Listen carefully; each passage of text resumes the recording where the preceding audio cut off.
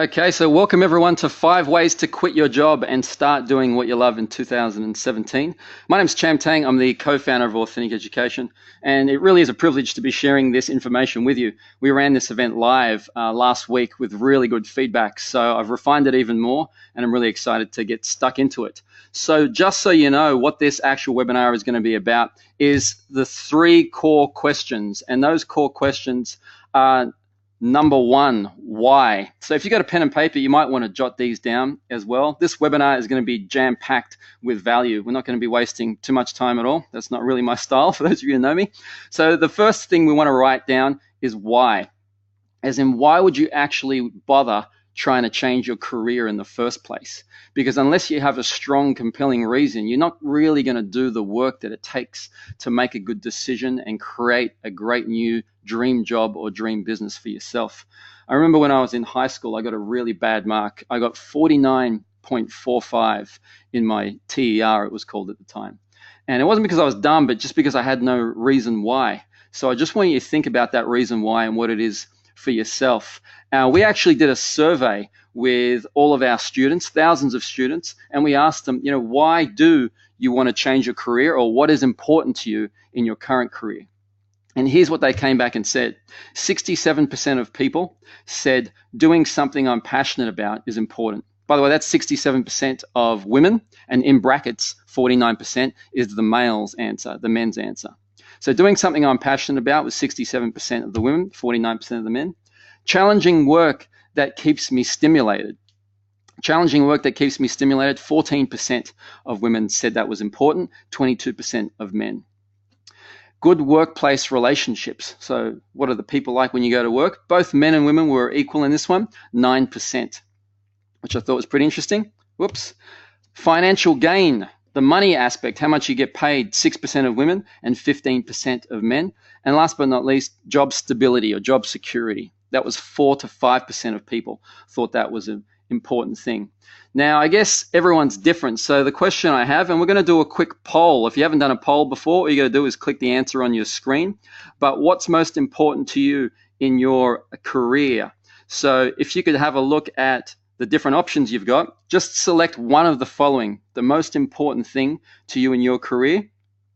Just hit the screen. And then we're going to display the results shortly. So we'll display the results in about another 10 or 15 seconds or so, and you might find it surprising. I know that you want many things in your career. I mean, everyone wants to do something they're passionate about, and challenging work, and relationships, and money, and job stability, but just pick the most important one. And we're going to close that poll off in about 5 seconds. I see about 10 to 15% of people haven't voted yet. We're going to close it off in about 5 seconds, and I'm going to show you what the actual results of the poll are.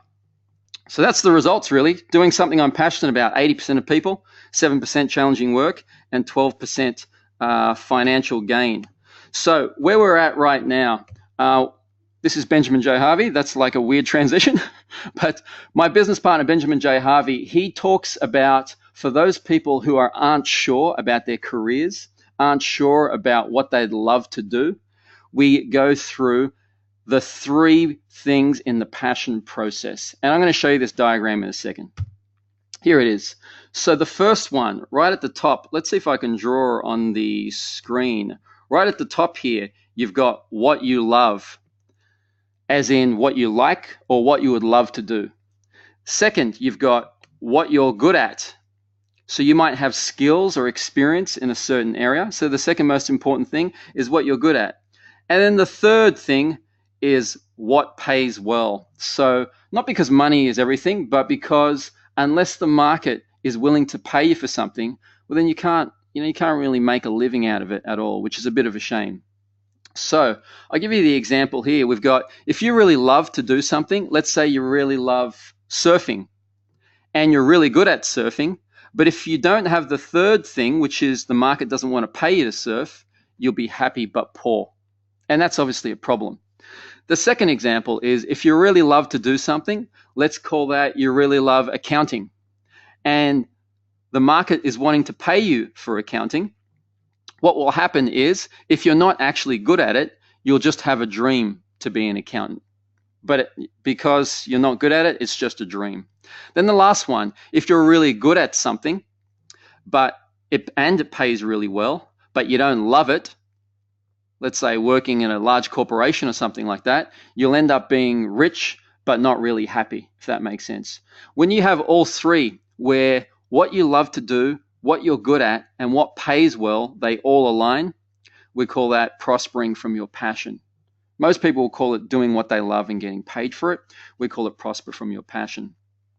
Here's a few interesting things to note, and I'm just going to erase all of those drawings for now. The most important one is this. This is the one that cannot be missing. So no matter if you're not good at something or you don't love it, you need to have it pay well, because you can't change the market's perception. If the market doesn't want to pay you for, drawing or singing or whatever it is, you can't really change them. So that's the most important one, what pays well, or you could put it another way, what the market will pay you for. The next one will be what you love. So if you really don't love something and you kind of just like it, it's still okay. I mean, that would still be doable, because you can learn to like something, you can learn to love something. So that's the second one that can kind of half be missing. This one here, what pays well, this one can't be missing at all. This one here, what you love, can kind of be missing. And this one, what you're good at, I would say that's okay if it's missing. So I'll give you an example. Let's say you would really love to be a motivational speaker, as an example. You may not be good at it, but you think you would love it, you at least like it for now, and you can see that it could pay quite well because the market wants it.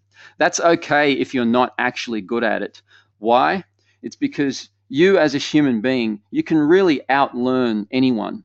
So as an example, I don't know anything about, let's say, how to bake a cake, but if you give me about 2 weeks and I read all the books on how to bake a cake and I bake a few cakes, I could run a seminar on how to bake a cake to a bunch of people that are amateur chefs and aren't really good at baking cakes at all, and they would think that I'm an expert because I know so much about baking cakes for that 2 weeks. And you could do that with any topic. I could do it with self-managed super funds. From now until the next 2 weeks, all I consume is all of the information to do with self-managed super funds. And at the end of the 2 weeks, I could do a presentation on it. Even if the audience asked questions back and forth, I would be perceived as an expert, and I would be an expert compared to them, because most people aren't learning for 2 weeks straight about self-managed super funds. They're just going about their everyday life. So that is the most important thing. Now, I know this webinar is about how to quit your job and do what you love. I've kind of made the assumption that you already know what you actually want to do, but I understand some of you don't. So more on that in a second. But for now, I want to ask you this particular thing.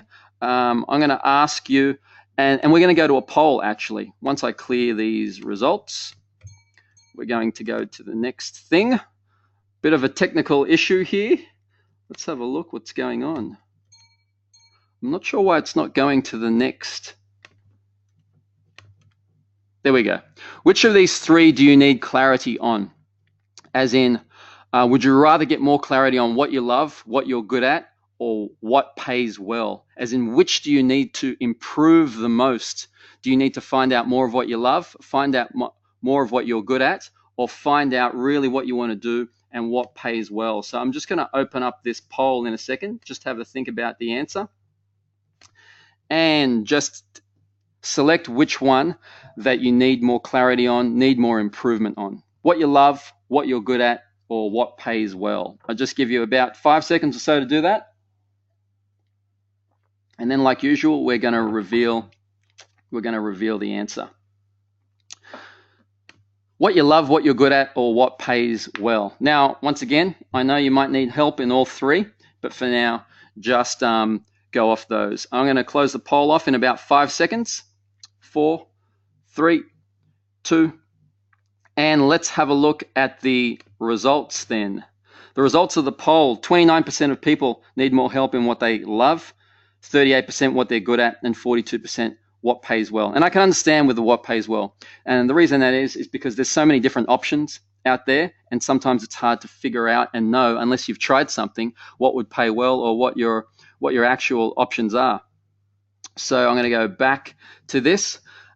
We do have in our organization a couple of people called course advisors, and their specialty is trying to figure out people's business plans for them. So what I'm going to do now, I wasn't going to do this, but I thought it would really help people because I had made the assumption that everyone knows what they would love to do. But if you're not sure if you would like to, become a certain job or a certain business, more so businesses, like you might want to start a speaking business, coaching, healthcare professional, a restaurant, whatever it is. If you're not sure about whether or not you would like to start a business, if your idea would actually be suitable, we have these business plan assessments, which are totally complimentary. They can happen over the phone. And if you want to take advantage of that, I'm just going to leave this up for 5 seconds and you can decide to do it or not. You head to authenticeducation.com.au/BPA. BPA standing for Business Plan Assessment. You just put in your details, your name, mobile number, etc., and then we'll be in touch to shore up a more concrete time to talk to you over the phone about if your business plan is good or not. Because sometimes you just have to talk to an expert. I don't like using the word expert, but just someone with more experience than you to see if your business plan or business idea is actually going to work and how you can get assistance with that. So authenticeducation.com.au/BPA. You can do that now if you like. And I'm just going to go through a 2-minute overview of my life story. Now, it's not just because, I love talking about myself and I think you would love to hear my story. That's not it at all. It's just to give you an understanding of some of the struggles that I've gone through and my experiences so you know where this information is coming from. That I didn't just, read this in a book 3 days ago and decide to do this event. That the reason I'm passionate about it is because, well, to put it honestly, I was lost for a long time in my own career and I didn't know what I wanted to do. So I'm going to give you a 2-minute overview of that. This is me. I came off a boat from Vietnam about 38 years ago from Vietnam to Australia. So that's me there when I came off the boat. I was 3 months old. This is my mum. She raised me and my brother as a single mum. So, one of the most hardest working people I know and the people I have the most respect for. This is me in high school, kind of lost at Fort Street High. It was a selective school, but I didn't really know what I wanted to do at all. That's me in the middle there, you can see. And I got a really bad mark consequently. Someone lent me the book called Rich Dad, Poor Dad one day. And in that book, it said, if you really want to become wealthy and successful, then what you should do is start a business. And the most important thing you could do in business is really sales. So I decided to sell something I believed in. I didn't want to sell Xerox photocopiers like Robert Kiyosaki, the author, did. But instead, I wanted to do something I believed in. And at the time, I was working in IT. And IT wasn't really for me because I didn't feel that I was making a difference in anyone's life. I didn't enjoy it. And I thought I was just going to work every day to make a huge corporation even richer. So I decided to leave all the IT career and then get into sales. And I sold Tony Robbins seminars. So this is me here in the middle. This is about, I would say, 12 years ago or so, something like that. That's Tony Robbins at the back, and that's the team in Australia as well. After that, I left that. I thought I'm going to do something, not because it leads to business, but purely because I enjoy doing it. And at the time, wait for it, I was a personal trainer. So I did 1 year of personal training and about, I think it's 6 months of personal training study to get my certificate 3 and 4. That's an embarrassing photo. So I'm going to go to the next one. Sometimes people ask why I changed out of personal training. It's because of human needs, I believe. I wasn't feeling I was really making a difference or a contribution in people's lives. You can Google this on your own time. It's called Maslow's hierarchy of needs, and you may have heard of it before. It's the needs that all human beings have. So when you're trying to ascertain if a particular career or business is actually going to be beneficial or satisfying or fulfilling or you'd be passionate about, I would look at these needs. At the bottom, you've got the physiological needs, which, everyone in Australia or everyone in first world countries we kind of take for granted, but we've already got that. Food, water, shelter, etc. Then we go up to safety or security. I guess this is more important for a lot of people. Job security, financial security. Then we go up to love and belonging. You want to have connection with people. It's got sexual intimacy as well. So you want a partner, all of those things. You want to feel you belong to a certain group of people. Next is esteem. Once you've already got all that, now you're looking to feel special. It's like you no longer just want to belong. You want to belong, but be important as well. unique, different. So that's esteem. And status is a big thing. I mean, why else would someone buy an expensive handbag that costs $10,000? It's pretty much for status. Either way, you've got the same amount of money in the handbag. So it's for esteem or status. And the last one is self-actualization. This is where you're on purpose. You've got creativity, problem solving. You're being all of who you can be. And that's all about self-actualization. So that they would be the 5 things I would evaluate a really good career or business on before you spend the time and money to walk down that path. That's what I would be doing. And this leads us to purpose. So for a long time, I didn't realize how important it was to clarify and find your purpose. There was a lot of myths about it. I thought that maybe I had to get a sign from God or a thunderbolt out of the heavens and say, oh, that's my purpose. But it's not like that at all. And it wasn't until I met Ben that I understood why. It's because really finding your purpose is not a complicated process, but there are a few steps that have to be in place. And it's not what most people think. So what it is kind of like the analogy of finding love. Generally, love at first sight only happens in the movies. Yeah, sure, it might happen 1 in 1,000 times outside the movies, but generally you have to grow to love someone. And that's the same with your purpose. You can't just read a whole bunch of careers or books and then think, oh, none of them stick out to me. None of them I really love. Well, that would be like saying hello to 100 different people and not falling head over heels in love with them the second that you see them.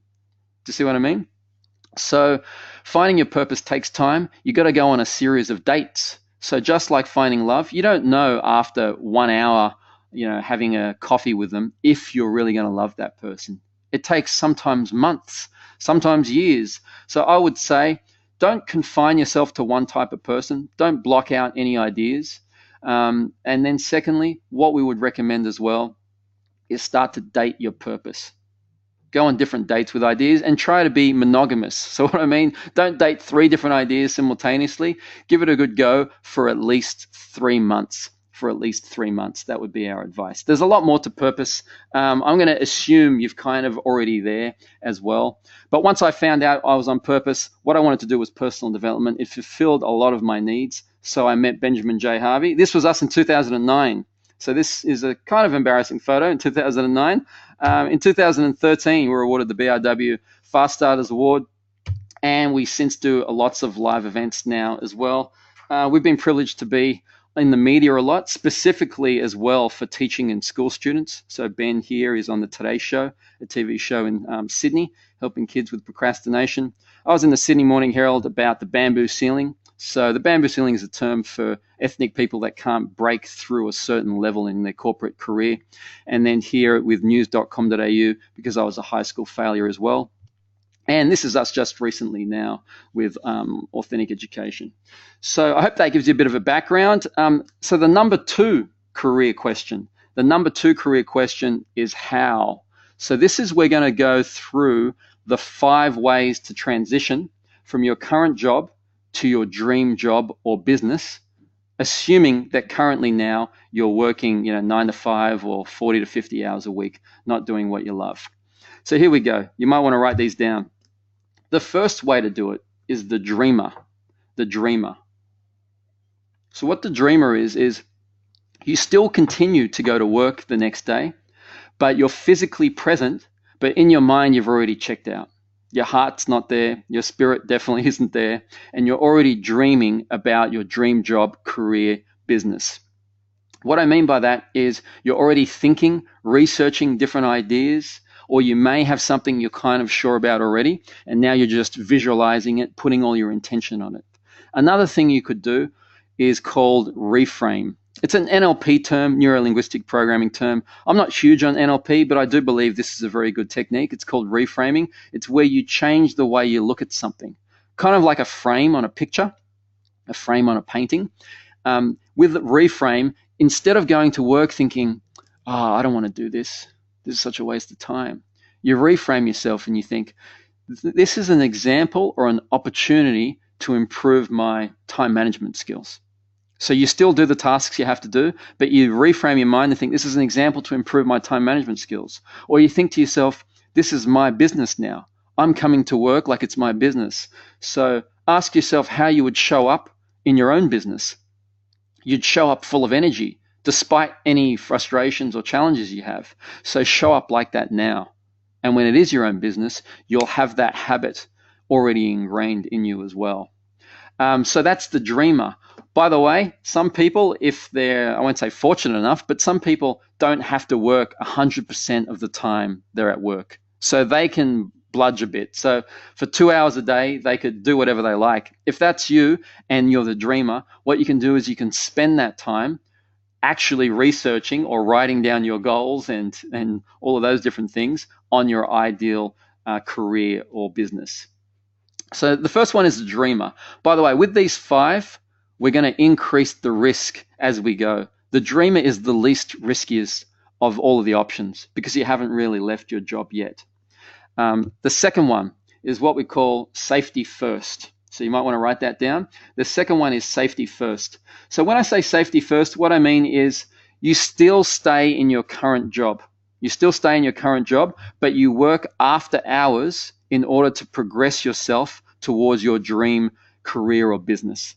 That could be writing a business plan. It could be seeing a career coach. It could be actually testing the waters and seeing if you could sell something online, or getting a coaching client, or doing a speaking gig. Whatever it is, you're actually moving forward with it because you've got enough time and energy to do so. Now, I do understand a lot of people, when they come back home from work and after you've got the commute and you got to do your chores and all that stuff, you may have kids, you may not. After all of that, you don't have much time. And sometimes you just want to spend, a couple of hours watching Netflix or something like that. So you don't have time to start your own business. I get all that. So with the safety first, it takes a little bit more time management, a little bit more mindset and mental discipline to do that after hours and on the weekends.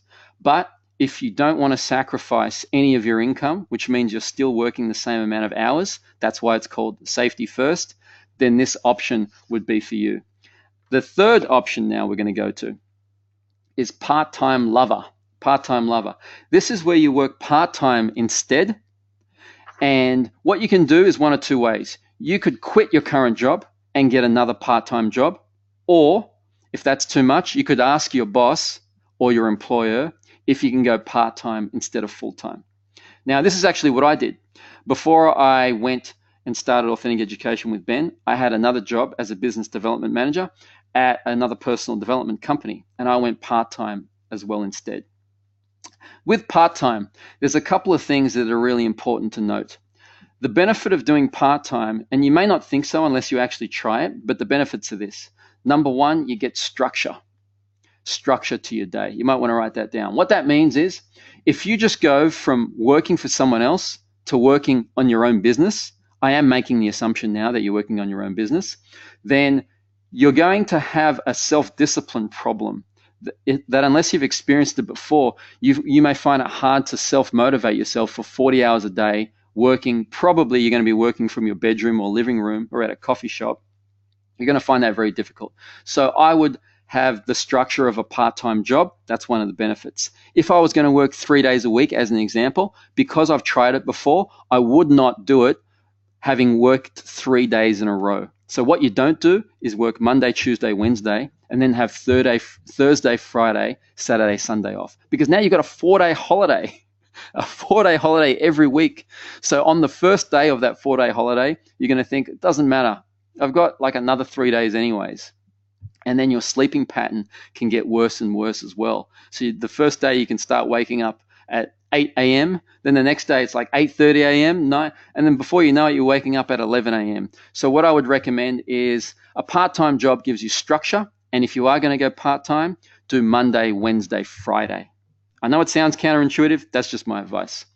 With the part-time job, now regardless of whether or not you're doing a business or you're trying to change your career, your current career could just be working you so hard, 50, 60 hours a week, you're mentally drained, that the only way to get out of it is by finding the time to do it through a part-time job.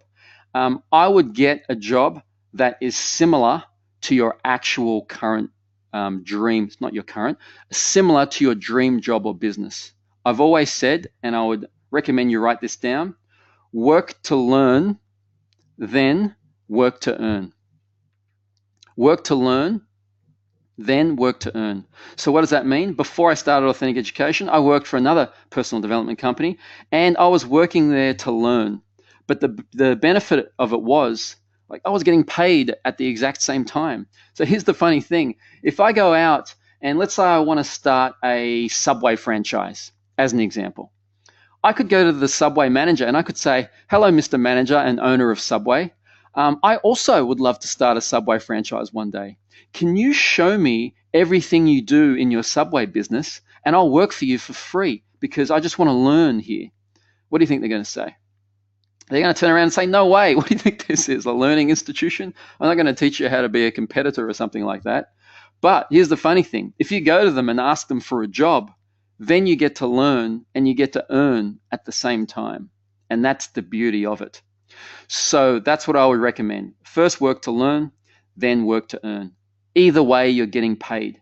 And sometimes the payments you get in learnings, the payment you get in confidence, the payment you get in contacts and other people that you meet. So as an example, my business partner, Ben, I met while working at another personal development company. So is about 3 or 4 other people I know, and as well other clients that are now clients of ours.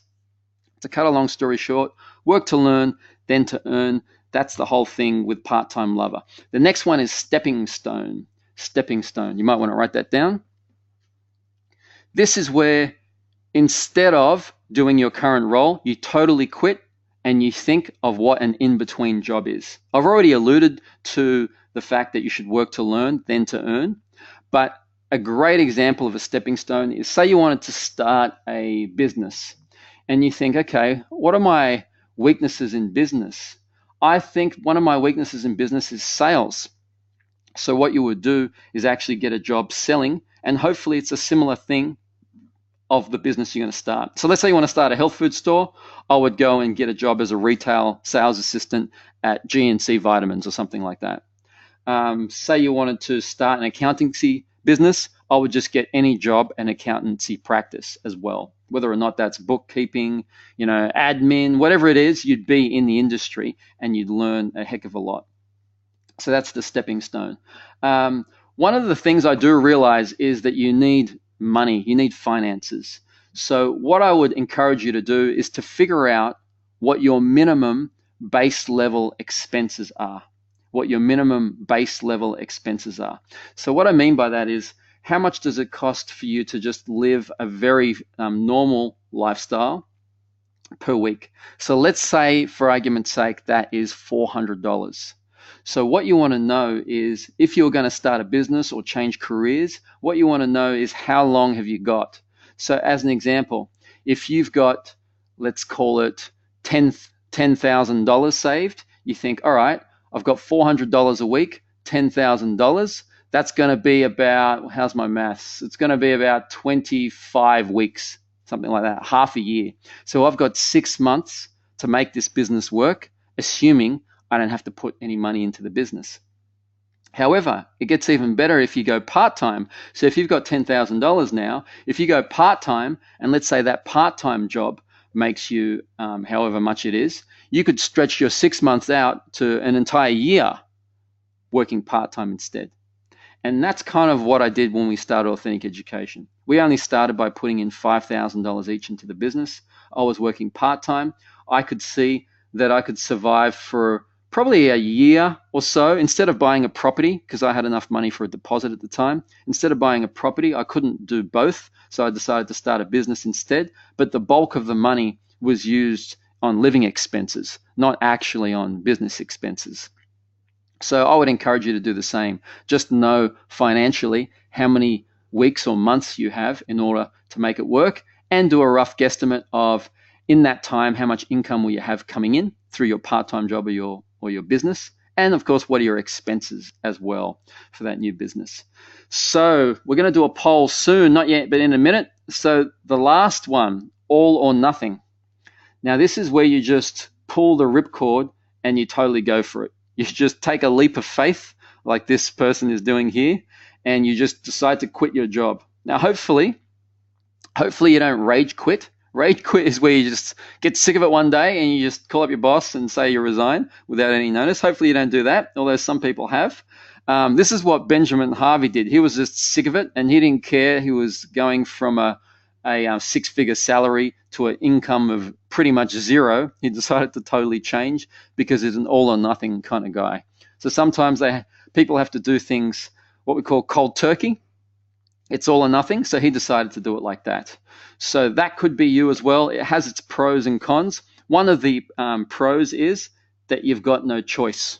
So now you just have to make it work. It's kind of like you've burnt all your bridges, and now it 100% just has to work for you. Now, what I want you to do is just think of out of those 5. So let's recap in case you didn't write them down. I might just go back. So we had, think of which one of the 5 you are. A dreamer. Safety first, where you just do it on weekends and after hours. Part-time lover, get a part-time job. Number 4, stepping stone, get a job in between. Or all or nothing. So I'm just going to launch this poll of which type are you and go for it.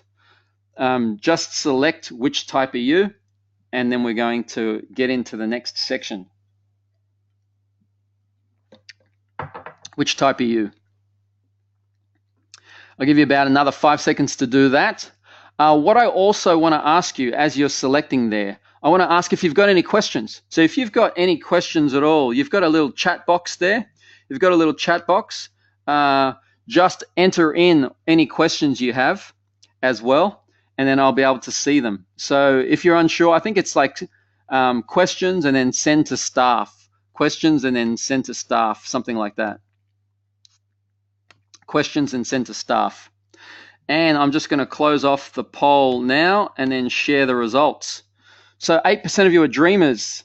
There's a lot of safety first out there, 36%. Part-time lover, 25%. Stepping stone, 8%. And all or nothing, 25%. So it seems like safety's first, go part-time, all or nothing as well is the most important ones. Now, once again, if you've got any questions, I want to answer them for you. So just write in the question box and send it to me as well, and I'll just answer them. Maria said, hey, Cham, why is it Monday, Wednesday, Friday for the part-time job? If you're able to do 3 days a week, I mean, you could do 4 days a week or 2 days a week. If you're able to do 3 days a week, Monday, Wednesday, Friday will keep that structure in your life going. So every couple of days, you have to show up 9 to 5, and that means you have to wake up on time and get used to being in a productive mindset, because it's like you're using that part-time job to keep you accountable and keep up your productive energy. One of the other things I didn't mention as well is that a part-time job or any type of job gives you that thing called connection. And as you saw, that's one of the hierarchy of needs. We need connection or belonging. And if you're working by yourself 40 hours a week, it just gets very lonely. You're lacking the human connection that we as human beings, we all need. We can't do things on our own. We all need other people. So it really helps if you can get that human connection Monday, Wednesday, Friday. So that means you never go more than 1 weekday without that human connection. I think it's critical. Even when I was doing it, working 50 to 60 hours from my bedroom, the human connection part just got to me. I used to schedule lunches with people. So I used to have a recurring, and I still do to this day, a recurring calendar appointment that lists all the types of people, not all the types of people, all the different people and their names I could possibly have lunch with around me. So every Monday at 10 a.m., which is when the calendar appointment pops up, I go and read all the names of those people and I organize lunches with them. Just so I've got it in advance, I can batch that task and just do it one time. That's like a productivity tip. Next question is from Luke. I'm also interested in being an affiliate marketer using online services to generate sales for business owners or offer services for a fee. Can you help? Good question. Yes, I definitely can. There's tons of stuff on the internet about affiliate marketing. Affiliate marketing is where you sell someone else's product, usually online, and you get a percentage for it. I would recommend going to a few places. I would recommend going to cj.com, commissionjunction.com. There's thousands and thousands of other people's products that you can sell, and some you can get in between 150% of the sale price down to like 10%. Why would someone give you 150% of the sale price? Because they get to get that lead for free. So even if it's an ebook for $30, some people might give you $45 to sell a $30 ebook, because for them, you've just given them a lead for free, and you can keep, they'll give you $15 for that lead. So that's with affiliate marketing. With affiliate marketing, that's a good place to start, but not a good place to stop. I'll give you an example. Affiliate marketing is a good place to start because you don't have to create your own product. You could just now focus on the marketing and sales of that product, which is half the business, really. So because you're using someone else's product, half of the work is done for you. Now, by the way, I'm not just talking to Luke, who asked the question about affiliate marketing. I'm speaking to everyone here. If you can sell someone else's product first, sometimes that's a lot quicker as well. But that's not where you should end up. The reason I say that is you really want to own the race course, not the race horse. So write that down. You want to own the race course, not the race horse. So what do I mean by that? Is you don't want to be reliant on someone else. So if you own a racehorse, you're always reliant on race courses. And as soon as they decide to change the commission structure, or they say you're not allowed to sell that product anymore in a certain way, then you're really massively affected. So long term, yes, you could start off selling someone else's product, but long term, you want to control everything, regardless of the business you have. It always reminds me of the story of Henry D. Rockefeller. John D. Rockefeller, not Henry D. Rockefeller. John D. Rockefeller, if he was alive today, he would easily be the richest person on earth. Easily the richest person on earth. His company, Standard Oil Trust, was so big, it got broken up into smaller companies. Some of you know now, like Exxon and Mobil, those were parts. Mobil and Exxon was fragments of his massive company that got broken up. So he was all about vertical integration. I know it's a fancy term, but it's code for control everything. So not only did he control the oil drilling, he controlled the oil refinery, he controlled the shipping, he built railroads, he controlled the train system. He even went as so far as to control the companies that made the barrels. So he would chop down the wood, fire up the barrels, because you have to get the moisture out of the barrels. And he thought even if he could get those barrels 5% lighter by a technique of burning the moisture out of them, that would mean decreased shipping costs for him. But what I'm saying is you want to control the whole process where possible and not be reliant on someone. I'll give you an example. Online, some people have an eBay or an Amazon store. That's not the best thing. I mean, you could still make money on that, but you're playing on someone else's terms, someone else's marketplace. The ideal is always to have your own website and your own product in the end, regardless of what you sell. By the way, if you've got any other questions, still pop them in the question box and I'll be happy to answer them. Most of the time, they apply to many different people as well. Next question is from Linley.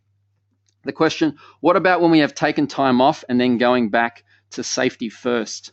So Linley, if you've taken time off work and now you're going back to safety, hopefully you've used your time productively. Hopefully you've used your time productively to think about your dream career or dream business. If you haven't, then you're back to square one, essentially, because now you're back at work and you have to pick one of those 5. Do you want to go safety first, part-time lover, stepping stone, etc.? Andrew Hamilton, he said, I'm currently safety first, but I think that part-time would be a better option. I think so too. Obviously, without speaking to you, I won't know 100% why. I think so as well because it gives you that thing called time. Hopefully, if you've saved up, at least $10,000 or more, could be $30,000, $50,000, whatever it is, or you can access that. Or even if you haven't saved up $10,000, that should be your goal. Why? Because once you have that $10,000, you may choose then to go and do part-time. And then that part-time could give you a year's worth of breathing space to do your own thing, whether that's soul searching or starting your business or whatever. That could be lots of different reasons. Why did you leave the Tony Robbins organization? The reason I was there for 2 years. The reason I left is because I wasn't really feeling I was growing and learning anymore. I was predominantly selling his seminars over the phone, and I also got the fantastic opportunity to speak from stage, which was extremely, extremely nerve-wracking, but I did do, as well. That's why I left. I did all of his seminars as well. Luckily, I got discounts on them, but I did pay and do all 3 of his seminars in Australia. If you're wondering what they like, I thought they were pretty good. They are high energy. They are a bit rah-rah. I mean, he would be the epitome of rah-rah. I think I needed it at the time to kick me out of that kind of rut. I don't typically listen to Tony that much anymore, but he is good value. And if you've never, heard him speak, I think it's worthwhile. Next question. Hi, Cham. You said earlier that you went part-time for the same amount of salary. What reason can you give your boss for going part-time, especially if your job is highly demanding? It's all about value, return, and investment. I didn't actually say, well, if I did say this, it was a mistake. I didn't go part-time for the same amount, me personally. I do know other people that have done it. But sometimes when you go part-time, you can also go casual and contractor. So you've gone from full-time employment 5 days a week to contracting 3 days a week instead. So that's also a possibility. Now they don't have to pay you superannuation and sick leave and holiday leave. You could also make the case that you could get paid the same amount because it's all about output. Let them know that you're going to work even harder and you're going to be more focused and committed for those 3 days. But yes, it is a bit of a difficult ask to suddenly go part-time 3 days and get paid the same amount of money, but it is possible as well. Sometimes if the option for your boss is to lose you full-time or to pay you more and go as a contractor, there can be a case for that as well. Trish Evans says, I'm starting a part-time job in January, 4 days a week. Being a bit older, I haven't got the energy to work late at night. Wondering if it's possible to start a business that will morph into full-time income on 2 days a week. Yeah, sure it is. I mean, you could start a business on 1 hour a year. It's just going to take you 50 years to get the same amount of progress as someone who does 50 hours a week. So that's an extreme example. But sure, you could do it 2 days a week. In fact, 2 days a week is a good chunk of time as well, Trish. 2 days a week is a huge amount of time to devote into something like that. And sometimes when people see the light, when I say see the light, I'm not talking about, the spiritual light, but when they see the path, they can clearly see the steps from where they are now to their dream career or business, or once they taste the success of selling something online for the first time for $50, or getting a coaching client for the first time, pay them cash, or going to a speaking gig or whatever it is. Once they see the path clearly, that's when they're even more inclined to quit their job as well. Because I would say 95% of the people on this call, if I could implant in your mind the path of the steps that you need to take from right where you are here now to starting your dream career or business, and it's possible, those clear steps are out there, you just haven't found them yet. But if I could implant that movie into your mind, kind of like the Matrix, where he downloads a movie on how to fly a helicopter, if I could implant that into your mind, most of you would quit tomorrow.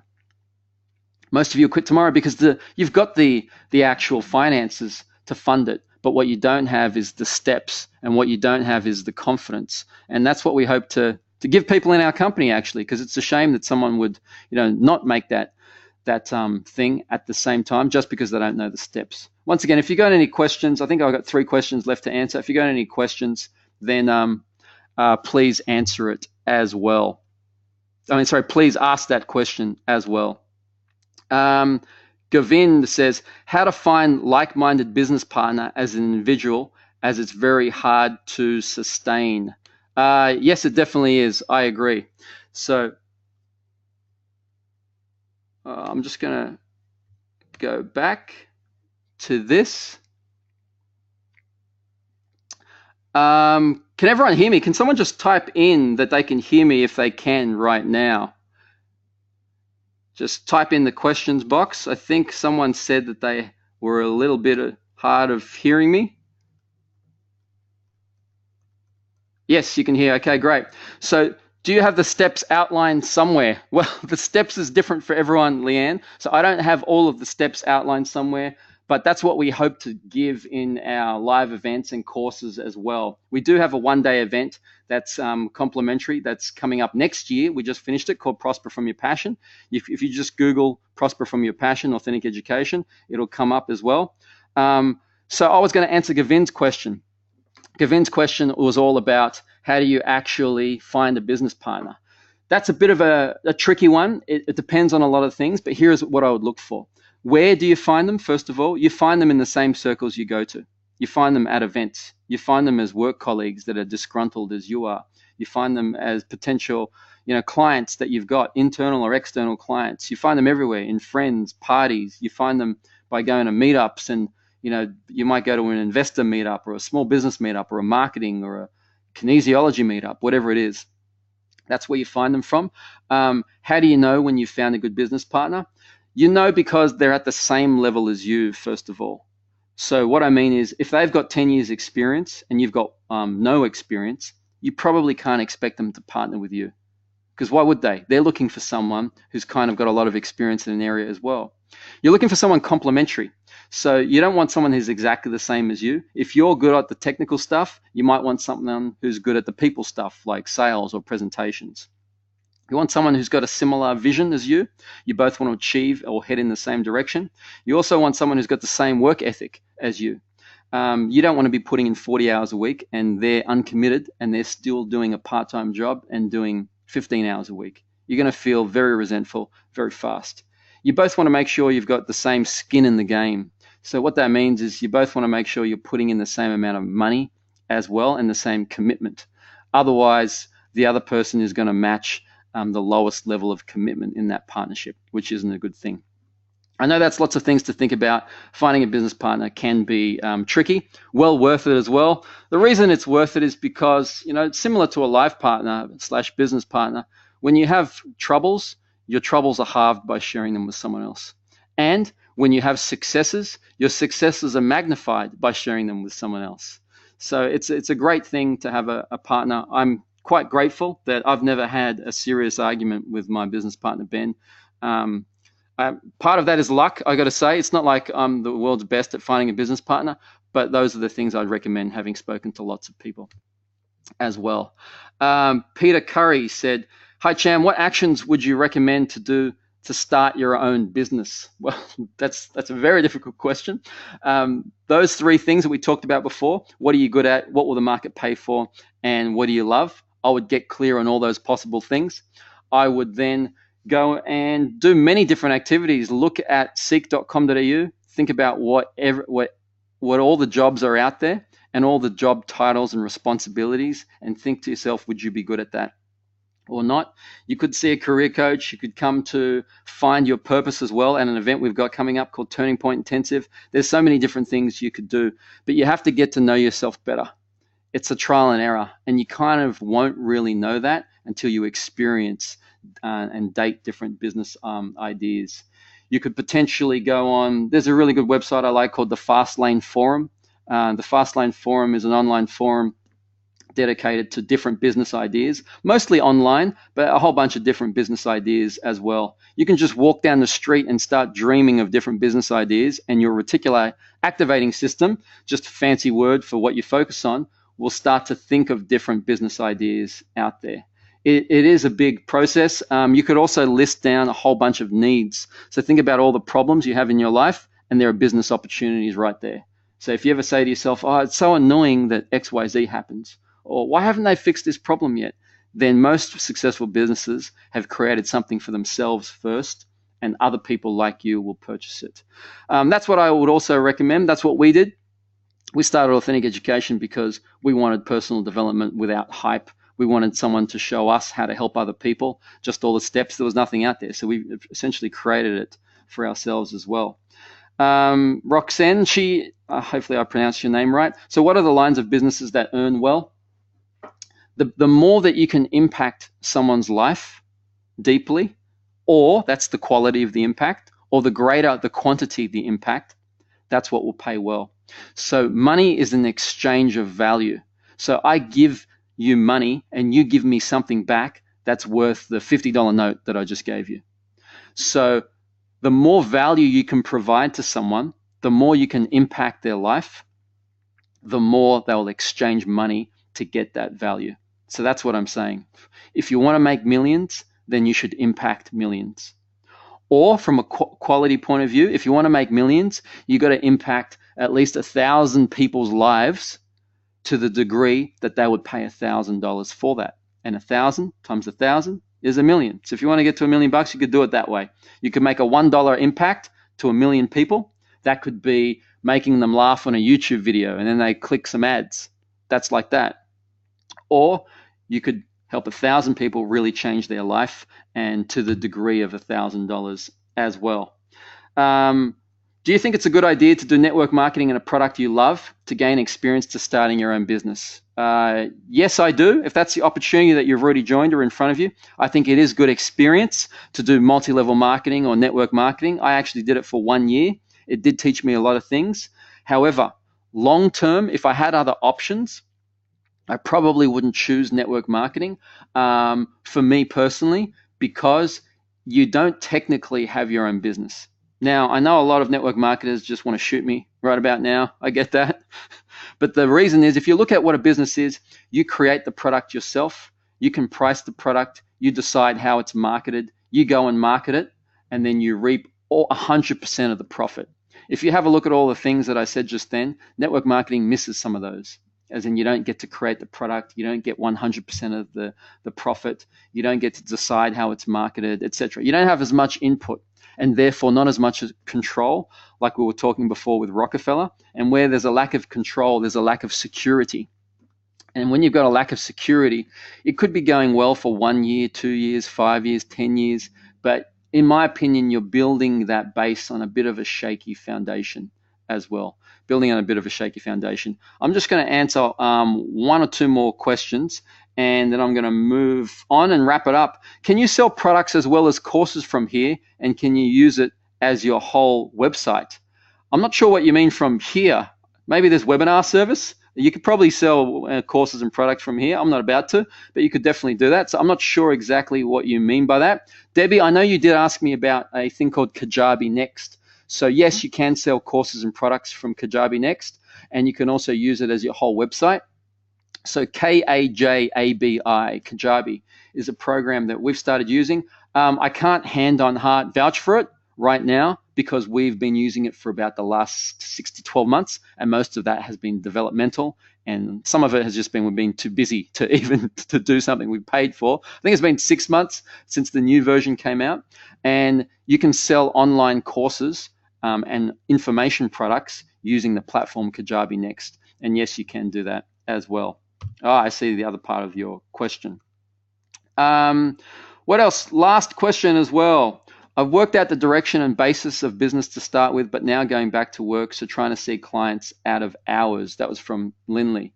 Yes, if you've done that, then, unfortunately for some, you have to do things out of hours from time to time, just because there's not enough hours in the day, and that's just how it is. So the last question I've got for you. So we've already gone through which type are you.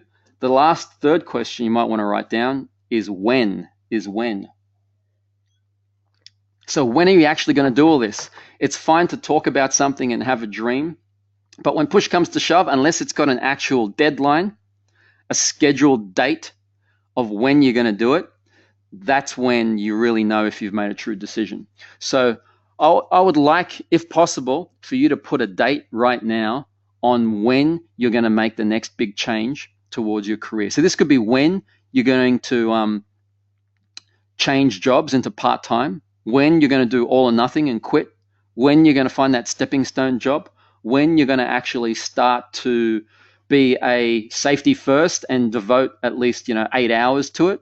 If you're going to do safety first, and if you're going to write down any goal whatsoever, one of the fundamentals of goal setting, you may have heard, SMART goals, that whole thing, is you need it to be specific. So instead of just saying, next Monday is when I'm going to start safety first and start on my business, what I would prefer you do is say next Monday, December the 18th or whatever the date is, at 7 p.m., I'm going to start working on my business for at least 60 minutes. And that's it. If you go longer than that, that's cool. Some people like to go for it and say, I'm going to do 20 hours next week. If that's you, then great. What I would suggest for most people is I would give yourself a minimum goal and a stretch goal. So I would say next Monday at 7 p.m., I'm going to do it for a minimum of 30 minutes because you're just easing into it. just like starting an exercise routine. You don't want to go from no exercise to, an hour a day. It's too much. Ease yourself into it. Just say, I'm just going to do 30 minutes. But I know you may also be a high achiever as well. You want to get it faster progress. So set yourself a stretch goal and say, I could stretch out to 90 minutes. So if I only end up doing 45 minutes, I've still succeeded. But if you give yourself too big a goal sometimes, like 90 minutes, and you only do 70 minutes, you feel like a failure. Like, that doesn't make sense to me. I'd rather feel like a success doing 70 minutes as opposed to a failure, because it's still progress. So write down a specific date and time of when you're going to take the next step, and what that next step is actually going to be as well. When it comes to next steps, we've got about 5 more minutes left in this webinar, and I want to let you know that next year, for not the first time, but we're going to be doing it once a year only. We've got this event, which is totally complimentary. It's called the Turning Point Intensive. It's what Ben and I had always dreamed of what personal development would be like. No hype, just practical strategies, no pitch fests where they just pitch all day and don't give you content. We actually wanted to create a 2-day live event in Australia. We originally did it in Sydney about 3 or 4 years ago, and it's just grown and grown and grown over the years. And I would like to invite you to that and to meet you in person as well at this event called Turning Point Intensive. It's not for everyone, but if you want to make, like the slogan there says, 2017, your best year yet, it is for you. The 3 main things we're going to cover. Number 1 is prosper with productivity. So talking about time management, which in your case, to start any business or to have any successful career, you need time management, especially if you're doing like a safety first or a dreamer or a part-time. You need to manage the most important resource you have, which is time. The second thing we've got at the bottom there is power up your mindset. So some people, they may have all of the things in place, but they're thinking to themselves, you know what, Cham? I just don't believe in myself, or I don't think I'll be able to do it, or who would listen to me, or do I have what it takes? Am I smart enough? All of that stuff really, it kind of disappoints me sometimes, because it's all a lot of rubbish. It's all a lot of BS, or what we call belief systems, as in you're a human being, like you're of the same race of people that flew to the moon. Like, if you can imagine, we actually put a human being on the moon. It's like a whole nother planet or whatever it is. Like, that's amazing. And if we can do that, then you can find your career that's fulfilling and pays you well. That's possible. But we just need to change your mindset on that as well. And then the last thing we've got on the top left is propel your wealth. What you do when you actually start having a career that pays well is we go through the wealth strategies as well. Here are the dates. We're only doing it once per year next year. It's strategically positioned at the start of the year. So if you want to set your goals properly, define your purpose as well, we go through the whole purpose setting technique that Ben has made so famous. It's Adelaide, Sydney, Brisbane, Melbourne, Perth, those days. It's on a Saturday and Sunday as well. So January 14 to 15 is a Saturday, Sunday.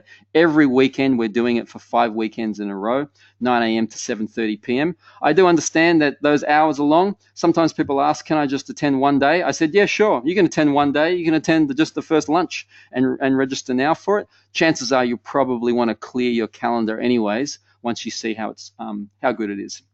We give you a full manual as well to indulge and fill it in. So that's the dates. You might want to write those dates down. Here's a picture of us at the Turning Point Intensive in Sydney. We've got a whole bunch of crew. Ben is the main speaker. I only speak for about 5 minutes or so to introduce Ben, and that's it. But all those people in the blue shirts were people just like you that are volunteers, and they would love to come to the they would love to come back and help. So maybe we could see you as a crew person, or maybe we'd see you as a participant there as well. It's a whole lot of fun. If you want to read more about it, if you want to reserve your ticket now as well, we do have limited seating. Right now there's plenty of seats, but we do have limited seating.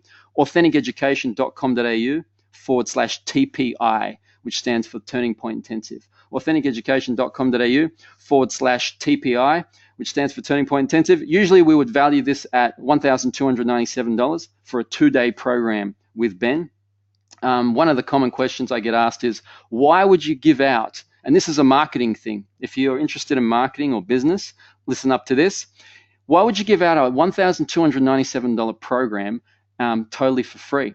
The reason is it's called freemium. The same reason we gave out this webinar for free. I've jam-packed it with content.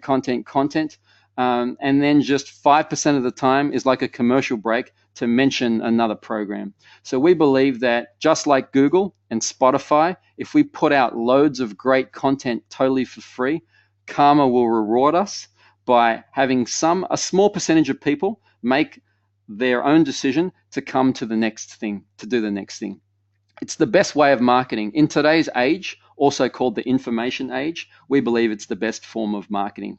It's definitely not going to be a pitch fest. Yes, we are going to mention other courses to be transparent, just like I'm mentioning here, but you're going to get 90% value and 10% commercial break, just like when you watch TV or watch YouTube these days. We think it's a complete fair exchange, and you're going to walk out of there with your goals set, your purpose clarified. We're talking about productivity, mindset, and wealth. And it's totally fun. If you happen to come to that event, please come up to me and say hi as well. That's it for now. I just want to leave by saying the two major things we did today is we looked at what your love was in terms of clarifying what you could possibly do and get paid for it. We looked at also the 5 styles, whether or not you're a dreamer, safety first, all of those styles, and we hopefully selected a date and time of when you're actually going to take action. If you wanted that business plan assessment, you can head to authenticeducation.com.au/BPA. If you want to come to Turning Point, it's on your screen, but I just wanted to say thank you very much for joining me on this webinar. By the overwhelming number of people that have stayed for the entire 60 minutes. I thank you for your time and thank you for asking questions, participating in the polls. It was really fun. We'll no doubt do one of these again as well. So I hope to meet you in person. If you do, please come up and say hi. I'll just let you know, if you do see me in person, you're going to find this funny. If you do see me in person at the back of an event, I've been told that I've got an angry resting face.